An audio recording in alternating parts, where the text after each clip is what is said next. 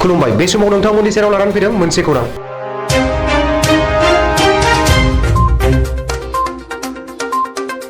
गसाइगाव माथियापारा ओनसोलाव जौ सावग्रा दो आरो 400 केजि जौनि माइरं बेजों लोगोसे 80 केजि एमाव नष्ट खालामदों सापकाटा पुलिसा।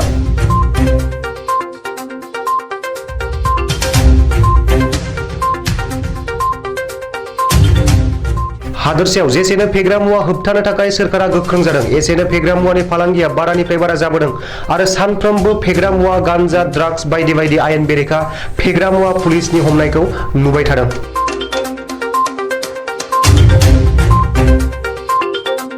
दिनै गसाइगाव महकुमानि सिङाव थानाय माथियापारा ओनसोलाव सापाकाटा पुलिसनि सिग्रोमनायाव थाना बिबानगिरि शिवा प्रसाद कलितानि दैदेननायाव गोबां जौ सावग्रा दो 400 केजि जौ सावग्रा माइरं आरो 80 केजि एमाव बोखांनानै पुलिसा गासैखौबो नष्ट खालामनानै होयो आरो बेबायदि जाहाथे जौ सावनानै थासारि आरो ओनसोलखौ गुबुंले खालामा बिनि थाखाय नखर नखर सांग्रांथि होयो।